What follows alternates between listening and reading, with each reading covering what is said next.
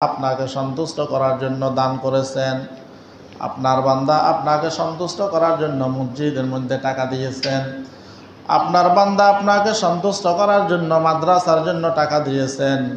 আপনার বান্দা আপনাকে সন্তুষ্ট করার জন্য একজন ফকির, একজন অসহায় ব্যক্তিকে টাকা দিয়েছেন, অথবা তার একটা উপকার করেছেন। তখন ওই ফেরেশতা রব্বুল আলামিনের দরবারে বলেন, রব্বুল আলামিন আপনি তার মালের মধ্যে আরো বরকত দান করুন। তো যে দান করে, ফেরেশতা ওই ব্যক্তির জন্য দোয়া করে যে রব্বুল আলামিন আপনি তার মালের মধ্যে আরো কি করেন, বরকত দান করেন। আরেকজন ফেরেশতা ওই ব্যক্তির জন্য বদদোয়া করে, যেই ব্যক্তি কৃপণ, যেই ব্যক্তি পিপিলিকায় একটা বাত নিয়ে গেলে পিপিলিকার মুখ থেকেও সেটা টেনে নেয়, ওই ব্যক্তির জন্য বদদোয়া করেন রব্বুল আলামিন যেই লোকটা মাদ্রাসার জন্য দান করে না, যেই লোকটা মসজিদের জন্য দান করে না, যেই লোকটা অসহায় ব্যক্তির চিকিৎসার জন্য দান করে না, অসহায় মেয়ের বিবাহের জন্য দান করে না, রব্বুল আলামিন তার মালগুলোকে আপনি ধ্বংস করে দেন, তার মালগুলোকে আপনি ধ্বংস করে দেন। এই জন্য এই দুইজন ফেরেশতা, একজন দোয়া করেন, আরেকজন কি করে, বদদোয়া করে। এখন আমাদের ইচ্ছা আমরা কোনটা নেব? আমাদের ইচ্ছা আমরা কি দোয়া নেব না বদদোয়া নেব, সেটা আমাদের ইচ্ছা। এই জন্য ভাই, টাকা পয়সা এগুলো আল্লাহ রাব্বুল আলামিনের পক্ষ থেকে আমাদের জন্য নিয়ামত, এগুলো আমাদের জন্য পরীক্ষা। আল্লাহ দিয়েও দেখেন, আল্লাহ নিয়েও দেখেন। আমার বান্দাকে দিয়ে দেখলাম আমার বান্দা কি করে, আমার বান্দাকে না দিয়ে দেখলাম আমার বান্দা আমার কাজের উপর কতটুকু ধৈর্য ধারণ করতে পারে। কারণ ঈমানকে বলা হয়েছে দুই ভাগে বিভক্ত, এক ভাগের নাম হইল শুকর, আরেক ভাগের নাম হইল সবর। নেয়ামত পাইছে শুকরিয়া আদায় করেন, নেয়ামতের যথাযথ কদর করেন, নেয়ামত পান্নাই সবর করেন। শুকরের বিনিময়ে আল্লাহ রাব্বুল আলামিন জান্নাত দিবেন, আর ধৈর্য ধারণের বিনিময়ে, সবরের বিনিময়ে আল্লাহ রাব্বুল আলামিন। আসসালামু আলাইকুম ওয়া রাহমাতুল্লাহি ওয়া বারাকাতুহু।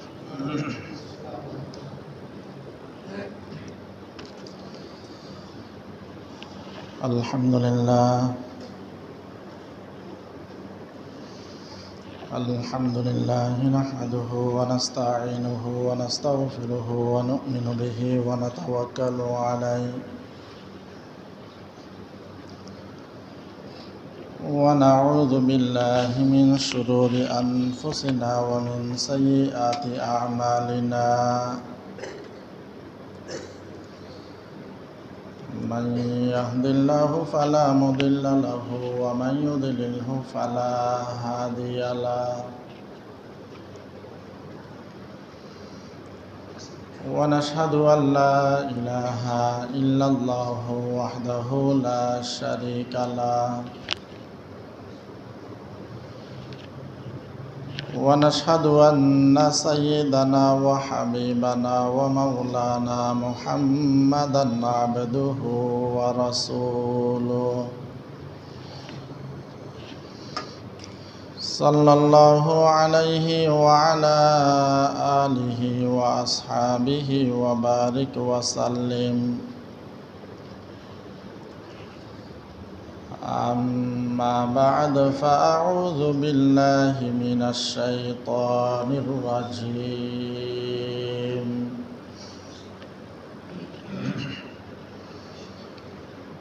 بسم الله الرحمن الرحيم.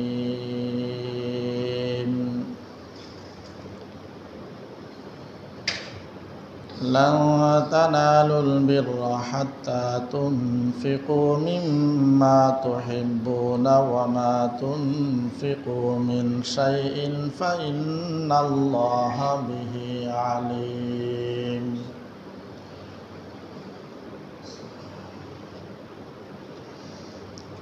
قال النبي صلى الله عليه وسلم إن الصدقة لتطفئ غضب الرب وتدفع ميتة السوء أو كما قال النبي عليه الصلاة والسلام মোহাব্বতের সহিত দুরূদ শরীফ পড়ি আল্লাহুম্মা সাল্লি আলা মুহাম্মাদিন ওয়া আলা আলি মুহাম্মাদ কামা সাল্লাইতা আলা ইব্রাহিম ওয়া আলা আলি ইব্রাহিম ইন্নাকা হামিদুম مجيد اللهم بارك على محمد وعلى آل محمد كما باركت على إبراهيم وعلى آل إبراهيم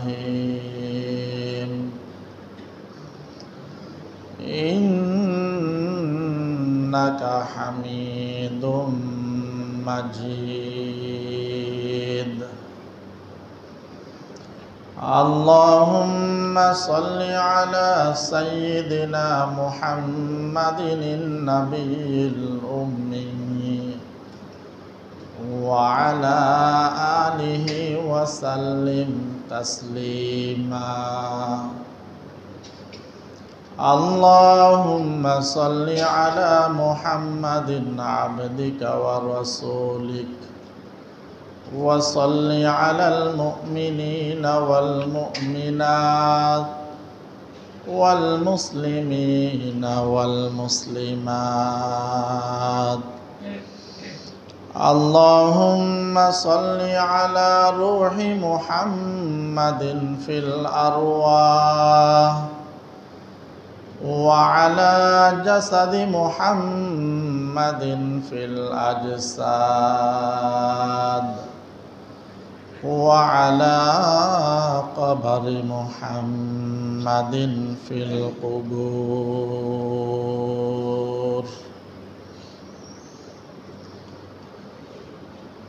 दिन की सूरज डूब रही है हम लोगों के सामने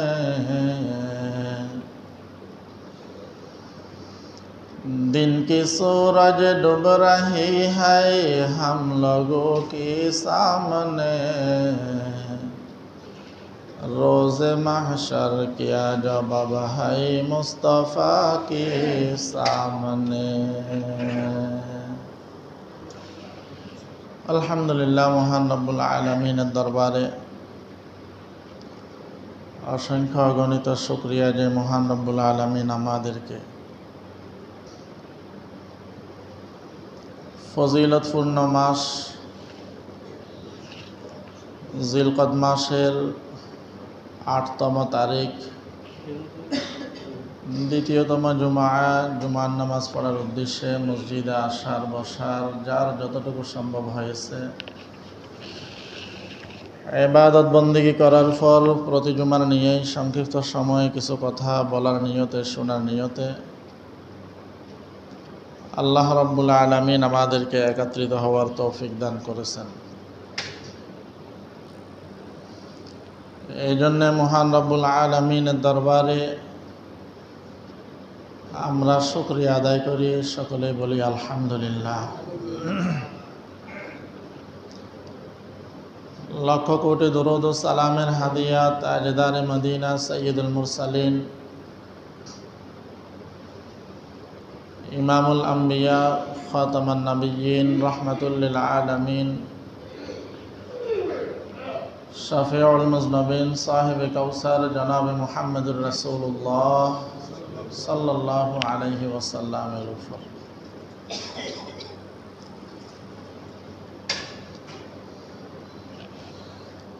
আমি খুতবার শুরুতে কোরআনুল কারীমের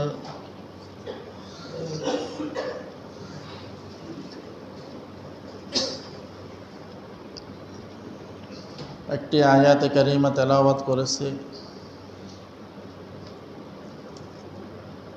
নবীজি সাল্লাল্লাহু আলাইহি ওয়াসাল্লামের অসংখ্য অগণিত হাদিস শরীফ থেকে ছোট্ট একটি হাদিস শরীফ তেলাওয়াত করেছি। আল্লাহ রাব্বুল আলামিন তৌফিক দান করলে কোরআনুল কারীমের আয়াত এবং নবীজি সাল্লাল্লাহু আলাইহি ওয়াসাল্লামের হাদিসের আলোকে দানের ফজিলত সম্পর্কে কিছু কথা বলার নিয়ত করেছি। ওয়া মা তৌফিক ইল্লা বিল্লাহ।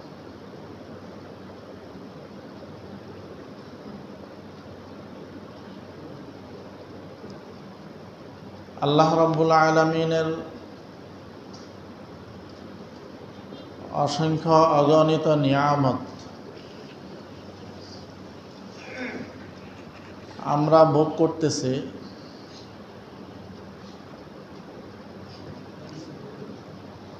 নিয়ামতের শুকর আদায়ের যে কৃতজ্ঞতা প্রকাশ করা দরকার, যে শুকরিয়া আদায় করা দরকার, সে শুকরিয়া আমাদের মধ্যে নাই।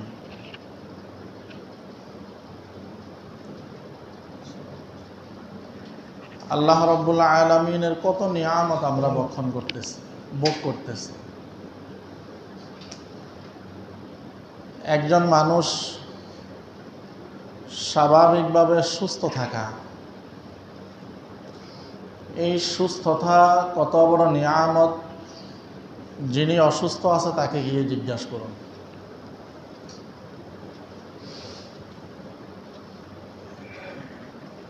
টাকা পয়সা আল্লাহ রাব্বুল আলামিনের পক্ষ থেকে নিয়ামত। অর্থ সম্পদ, ছেলে সন্তান, এগুলোও আল্লাহ রাব্বুল আলামিনের পক্ষ থেকে আমাদের জন্য নিয়ামত। নিয়ামতগুলো আমরা ভোগ করতেছি, কিন্তু নিয়ামত যেখানে ব্যবহার করা দরকার আমরা যথাযথ ব্যবহার করছি না। একজন মানুষকে যদি বলেন যে ভাই মসজিদের জন্য 10 টাকা দান করেন, মাদ্রাসার জন্য 10 টাকা দান করেন, অসহায় একটি মেয়ের বিবাহের জন্য কিছু টাকা দান করেন, অসহায় একজন ব্যক্তির চিকিৎসার জন্য কিছু টাকা দান করেন। এই 10 টাকা দান করার ক্ষেত্রে আমাদের মধ্যে কত ধরনের অজুহাত, এর কোনো সীমাবদ্ধতা নেই। এর মধ্যে কোনো সীমাবদ্ধতা নাই। অথচ ওই লোকটাকে যদি বলেন যে আজকে এখানে একটা যাত্রা গান হবে, একটা খেলা হবে, নাজায়েজ একটা কাজ হবে, বা আরও যত ধরনের নাজায়েজ কাজ হইতে পারে, যদি বলা হয় যে এখানে কিছু দান করেন, তো ওই সমস্ত জায়গাগুলোর মধ্যে 10 টাকা চাইলে সেখানে 100 টাকা দান করে। অথচ ওই লোকটাই দ্বীনের ক্ষেত্রে 10 টাকা দান করতে গিয়ে কত ধরনের কথা আপনাকে শোনাই, এর কোনো হিসাব নাই।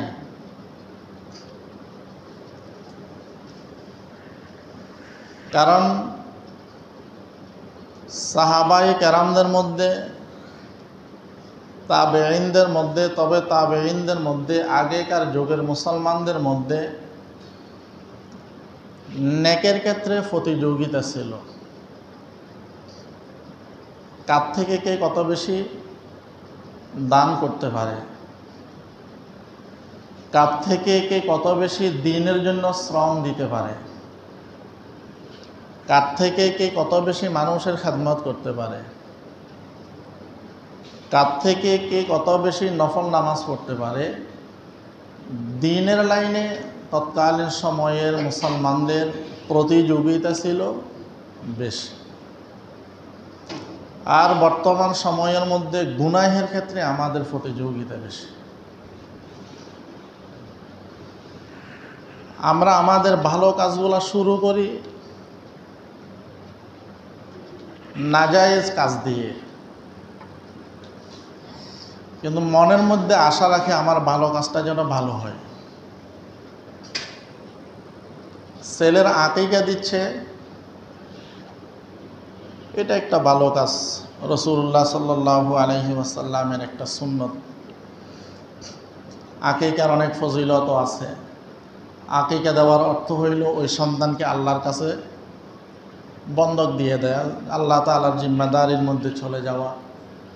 এই আকিকার মাধ্যমে আল্লাহ রাব্বুল আলামিন সন্তানকে বিভিন্নভাবে হেফাজত করবেন, অনেক লম্বা ফজিলত আছে। এখন আকিকা দিতে গিয়ে আমরা কি করি? অনেকে সন্তানের আকিকা দিতে গিয়ে সুদের উপর টাকা নেয়, এবং এই সুন্নত আকিকা দিতে গিয়ে দুনিয়ার যত ধরনের নাজায়েজ কাজ আছে, গান বাদ্য অশ্লীল নাচ ইত্যাদি ইত্যাদি যত ধরনের কাজ আছে সবগুলা করে, কিন্তু দিচ্ছে কি? আকিকা। ফজিলতপূর্ণ একটা কাজ করতেছে, কিন্তু ওই ফজিলতপূর্ণ কাজের সূচনা হচ্ছে কি দিয়ে? গুনাহ দিয়ে। ফজিলতপূর্ণ কাজের সূচনা হচ্ছে কি দিয়ে? গুনাহ দিয়ে। আমার মেয়েকে বিবাহ দেব, একটা ভালো ছেলে আমরা তালাশ করি, বা আমার ছেলেকে বিবাহ করাবো, একটা ভালো মেয়েকে তালাশ করি, কিন্তু আমি যাকে আমার ঘরে উঠাই নিয়ে আসব বা আমার মেয়েটা যার হাতে সফর্দ করব, আমরা সে ভালো কিনা সেটা খেয়াল করি, কিন্তু আমি আমার সন্তানটাকে কতটুকু ভালো বানাইতেছি। আমার সন্তানকে দৈনিক, আমি তো মসজিদে 5 বার আসি, আমি আমার সন্তানকে কয়বার মসজিদে নিয়ে আসি? আমি আমার সন্তানকে কয়বার নামাজের দাওয়াত দিই? আমি আমার সন্তানকে কতটুকু দ্বীনের উপর চলার জন্য তাকিদ দিই, তাকে ধমক দিই, বাধ্যকতা করি। কিন্তু আমরা আমাদের কাজগুলো, ভালো ভালো কাজগুলো শুরু করি, আমাদের শুরুটাই হইল ভুল। আমাদের শুরুটাই হইল কি? ভুল।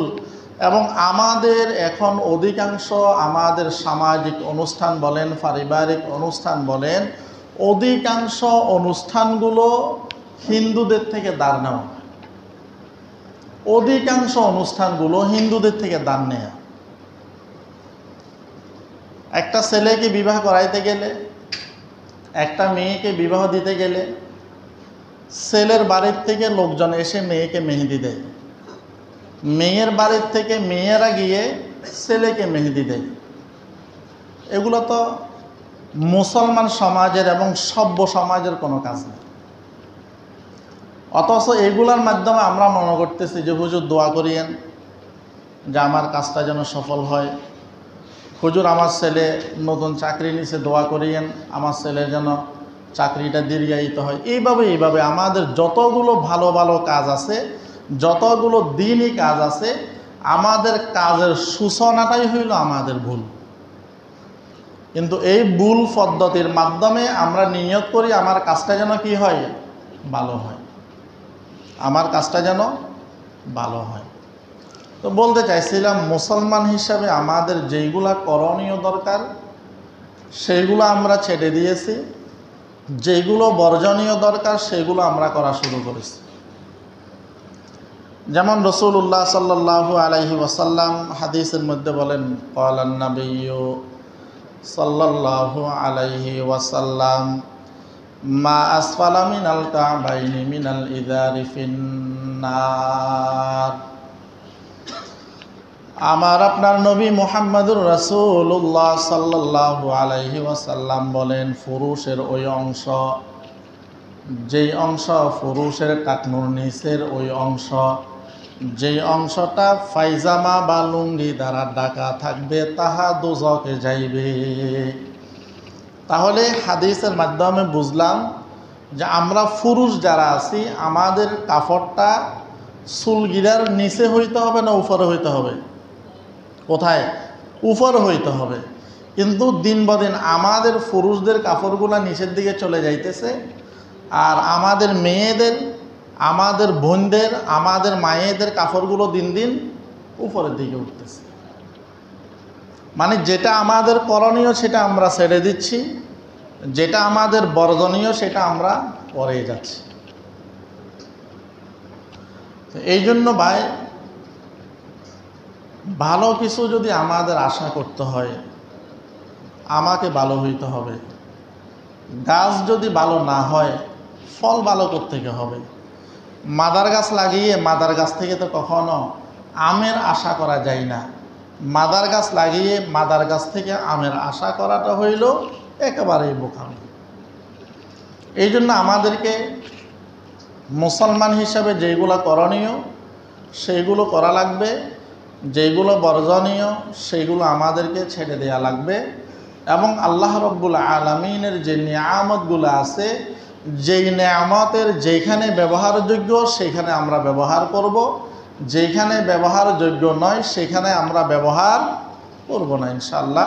আল্লাহ তাআলা আমাদের তৌফিক দান করুন। আমি খুতবার শুরুতে কোরআনের যে আয়াতটা তেলাওয়াত করেছি, আল্লাহ রাব্বুল আলামিন বলেন, পশ্চিমকালেও তোমরা কল্যাণ লাভ করতে পারবে না যতক্ষণ পর্যন্ত তোমরা তোমাদের প্রিয় বস্তু হতে ব্যয় না করো, এবং তোমরা যাহা কিছু ব্যয় করবে এই সম্পর্কে আল্লাহ রাব্বুল আলামিন কি আছেন? অবগত আছেন। আল্লাহ রাব্বুল আলামিন জানেন। নবীজি সাল্লাল্লাহু আলাইহি ওয়াসাল্লাম বলেন, নিশ্চয় সদকা এটা আল্লাহ রাব্বুল আলামিনের ক্রোধকে প্রশমিত করে, কন্ট্রোল করে, এবং দুর্ঘটনাজনক যত মৃত্যু আছে সকল প্রকার মৃত্যু থেকে আল্লাহ রাব্বুল আলামিন দানের বদৌলতে হেফাজত করে। হাদিসের মধ্যে নবীজি সাল্লাল্লাহু আলাইহি ওয়াসাল্লাম বলেন যে আল্লাহ রাব্বুল আলামিন প্রতিটা মানুষকে 360টা জোড়া দিয়ে সৃষ্টি করেছেন। প্রতিটা মানুষকে আল্লাহ রাব্বুল আলামিন 360টা জোড়া দিয়ে কি করেছেন? সৃষ্টি করেছেন। নবীজি সাল্লাল্লাহু আলাইহি ওয়াসাল্লাম বলেন, হে আমার সাহাবায়ে কেরাম, তোমরা এই জোড়াগুলার সদকা আদায় করো। তোমরা এই জোড়াগুলার কি করো? সদকা আদায় করো। তো সাহাবায়ে কেরাম বলেন, ইয়া রাসূলুল্লাহ, এতগুলা জোড়ার সদকা আমরা প্রতিদিন কিভাবে আদায় করব? আমার আপনার নবী মুহাম্মদুর রাসূলুল্লাহ সাল্লাল্লাহু আলাইহি ওয়াসাল্লাম বলেন, কেউ যদি একবার বলেন সুবহানাল্লাহ, কেউ যদি একবার বলেন আলহামদুলিল্লাহ, কেউ যদি একবার বলেন আল্লাহু আকবার, কেউ যদি একবার বলেন লা ইলাহা ইল্লাল্লাহ, নবীজি সাল্লাল্লাহু আলাইহি ওয়াসাল্লাম বলেন, যতবার সুবহানাল্লাহ বলবেন ততবার তার আমলনামার মধ্যে সদকার সওয়াব লেখা হবে। যতবার আলহামদুলিল্লাহ বলবেন ততবার তার আমলনামার মধ্যে সদকা লেখা হবে। যতবার আল্লাহু আকবার বলবে ততবার তার আমলনামার মধ্যে সদকার সওয়াব লেখা হবে। যতবার লা ইলাহা ইল্লাল্লাহ বলবে ততবার তার আমলনামার মধ্যে সদকার সওয়াব লেখা হবে। রাস্তা দিয়ে হাঁটতেছে, রাস্তার মধ্যে কষ্টদায়ক কোনো একটা বস্তু পাইল, ওই ব্যক্তি ওই বস্তুটাকে রাস্তা থেকে হটাই দিল। আমার আপনার নবী মুহাম্মদুর রাসূলুল্লাহ সাল্লাল্লাহু আলাইহি ওয়াসাল্লাম বলেন, তুমি যে রাস্তা থেকে কষ্টদায়ক বস্তুটা হটাই দিলা, এটার বিনিময়ে আল্লাহ রাব্বুল আলামিন তোমার আমলনামার মধ্যে সদকার সওয়াব লিখবেন। তুমি তোমার স্ত্রীর সাথে হাসি খুশি কথা বললা, তোমার মায়ের সাথে বাবার সাথে মুসলমান ভাইয়ের সাথে হাসি খুশি কথা বললা, তোমার সন্তানের সাথে হাসি খুশি কথা বললা, তোমার এই সমস্ত কাজগুলোর বিনিময়ে আল্লাহ রাব্বুল আলামিন তোমার আমলনামার মধ্যে সদকার সওয়াব লিপিবদ্ধ করবেন। সুবহানাল্লাহ। তাহলে এইভাবে দৈনিক যদি আমরা যদি সুবহানাল্লাহ, আলহামদুলিল্লাহ, আল্লাহু আকবার, লা ইলাহা ইল্লাল্লাহ, এইভাবে যদি এই তাসবিহগুলা দৈনিক যদি 360 বার যদি আমরা পড়ি, অন্যদিকে ফজিলত থাকলেও অন্তত আল্লাহ রাব্বুল আলামিন আমাকে আর আপনাকে যে 360টা জোড়া দিয়ে তৈরি করছেন, এই 360টা জোড়ার সদকা কি হয়ে যাবে? আদায় হয়ে যাবে। সদকা আদায় হয়ে যাবে। এই জন্য আমরা এগুলো বেশি বেশি করে পড়ব। কারণ হাদিসের মধ্যে নবীজি সাল্লাল্লাহু আলাইহি ওয়াসাল্লাম বলেন, তাসবিহাতুন ওয়াহিদাতুন খায়রুম মিনাদ দুনিয়াই ওয়া মা ফিহা। একবার তসবিহ পাঠ করা, একবার সুবহানাল্লাহ পাঠ করা, একবার নামাজের মধ্যে সুবহান রাব্বিয়াল আযীম পাঠ করা, একবার নামাজের মধ্যে সুবহান রাব্বিয়াল আলা পাঠ করা। নবীজি সাল্লাল্লাহু আলাইহি ওয়াসাল্লাম বলেন, হে আমার উম্মতের নরনারী, এর ফজিলত কি জানো? দুনিয়ার মধ্যে যাহা কিছু আছে সবগুলাকে যদি এক পাল্লার মধ্যে রাখা হয়, একবার সুবহানাল্লাহকে যদি আরেক পাল্লার মধ্যে রাখা হয়, তবুও এই সুবহানাল্লাহর পাল্লাটা ভারী হবে। সুবহানাল্লাহ। এই জন্য ভাই আমরা এই আমলগুলো করি, এই আমলগুলো আমরা করার জন্য চেষ্টা করি। এখন তো আমরা রাস্তায় হাঁটতে গেলে রাস্তা থেকে কষ্টদায়ক বস্তু সরানোর পরিবর্তে ফেললে কষ্টদায়ক জিনিসটা আরও দিই, যেন আমার দুশ্মনটা বা আরেকজন লোক যাওয়ার সময় যেন ওইখানে উস্টা খেয়ে পড়ে হাত পা ভেঙে ফেলে। এই জন্য আমরা এই কাজগুলা করি।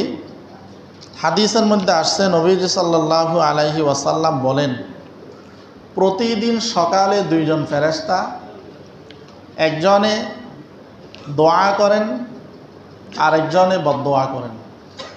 একজনে কি করেন? দোয়া করেন, আরেকজনে বদদোয়া করেন। দোয়া কার জন্য করেন? যে আল্লাহর রাস্তায় দান করে, ব্যয় করে, টাকা পয়সা দান করে, মানুষের সেবা যত্ন করে, আল্লাহর ফেরেশতা ওই ব্যক্তির জন্য দোয়া করেন। কি দোয়া করেন? রব্বুল আলামিন, আপনার বান্দা আপনাকে সন্তুষ্ট করার জন্য দান করেছেন, আপনার বান্দা আপনাকে সন্তুষ্ট করার জন্য মসজিদের মধ্যে টাকা দিয়েছেন, আপনার বান্দা আপনাকে সন্তুষ্ট করার জন্য মাদ্রাসার জন্য টাকা দিয়েছেন, আপনার বান্দা আপনাকে সন্তুষ্ট করার জন্য একজন ফকির, একজন অসহায় ব্যক্তিকে টাকা দিয়েছেন, অথবা তার একটা উপকার করেছেন। তখন ওই ফেরেশতা রব্বুল আলামিনের দরবারে বলেন, রব্বুল আলামিন, আপনি তার মালের মধ্যে আরো বরকত দান করুন। তো যে দান করে, ফেরেশতা ওই ব্যক্তির জন্য দোয়া করে যে রব্বুল আলামিন, আপনি তার মালের মধ্যে আরো কি করেন? বরকত দান করেন।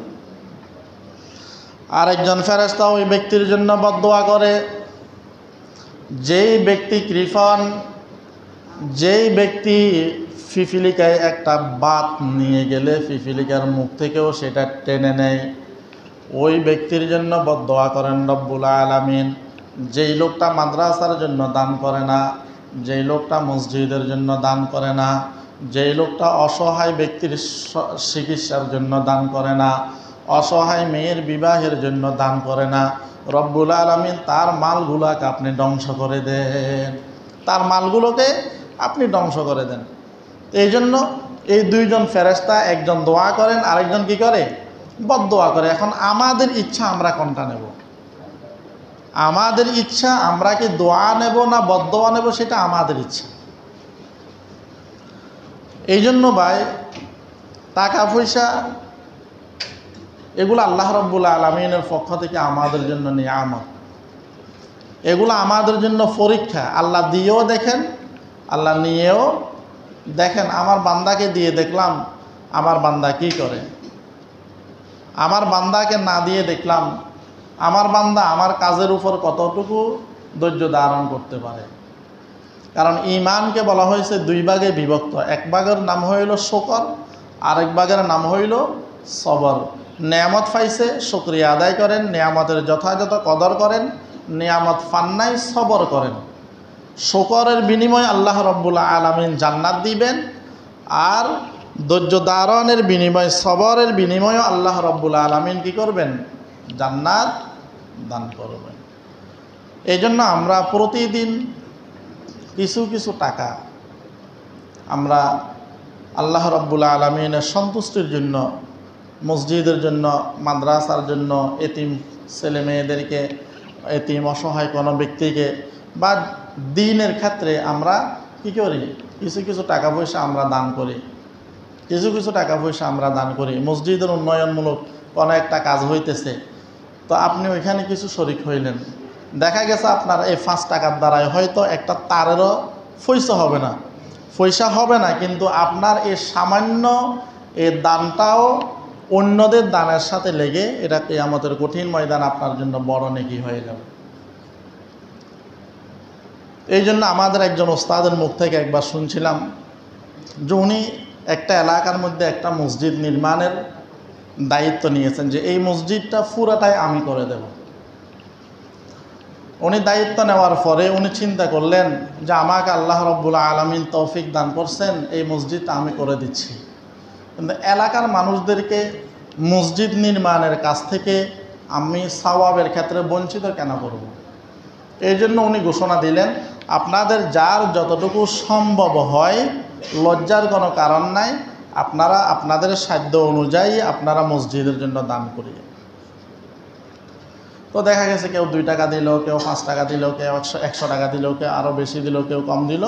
মোটামুটি এই দ্বীনের একটা মারকাজ, ইবাদতের একটা কেন্দ্র মসজিদ নির্মাণের ক্ষেত্রে উনি সমর্থ থাকা সত্ত্বেও সব কিছু করার পরেও উনি অন্যদের থেকে কিছু সাহায্য নিয়ে ওনাদেরকেও মসজিদ নির্মাণের সওয়াবের সাথে ওনাদেরকেও জড়াই নিয়ে নিল।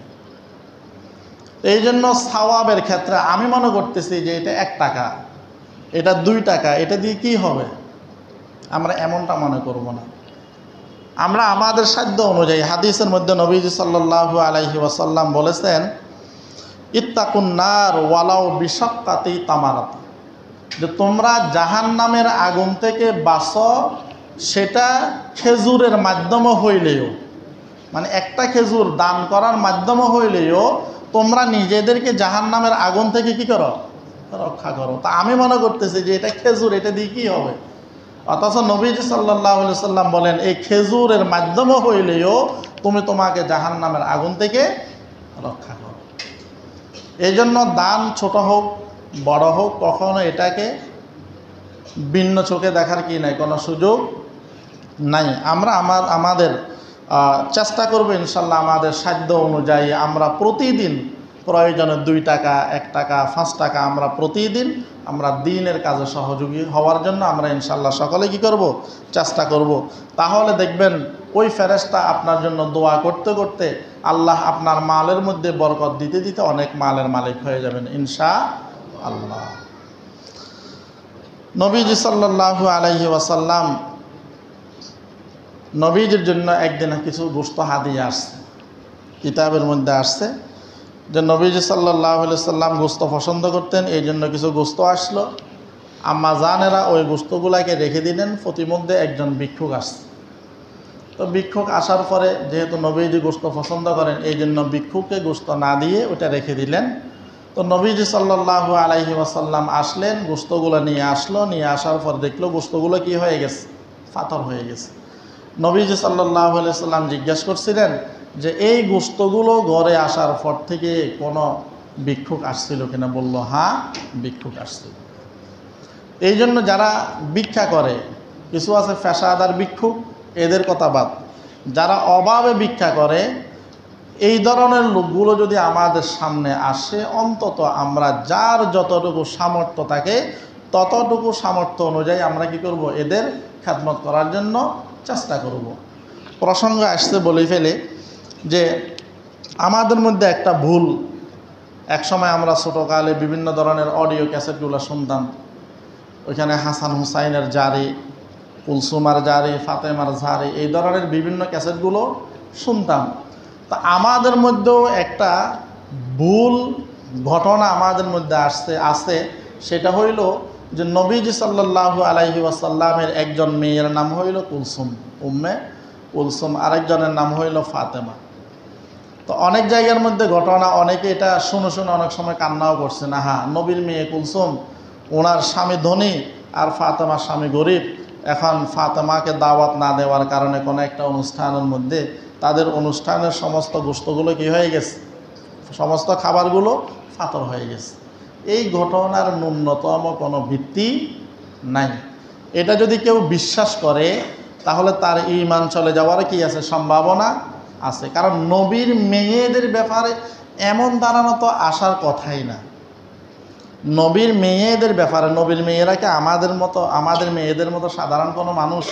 হ্যাঁ, নবীর মেয়েদের ব্যাপারে এই ধরনের মন্তব্য জেহেনের মধ্যে, অন্তরের মধ্যে আসা, এটাও তো ঈমান চলে যাওয়ার সম্ভাবনা আছে।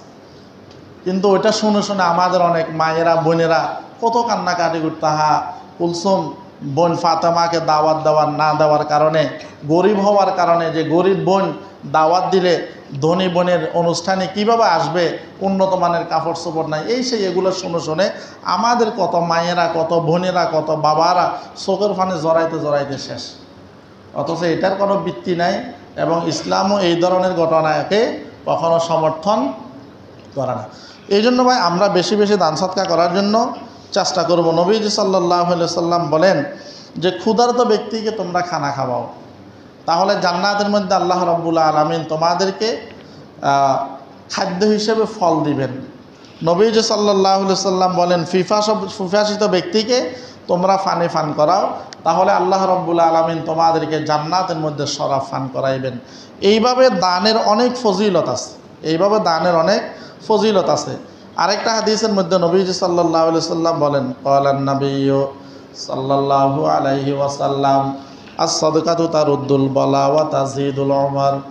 আমার আপনার নবী মুহাম্মদুর রাসূলুল্লাহ সাল্লাল্লাহু আলাইহি ওয়াসাল্লাম বলেন, দান সৎকার মাধ্যমে আল্লাহ রাব্বুল আলামিন বলা মুসিবত দূর করে দেয়। দান সৎকার মাধ্যমে বলা মুসিবত দূর করে দেয়, এবং হায়াতের মধ্যে আল্লাহ রাব্বুল আলামিন বরকত দান করেন।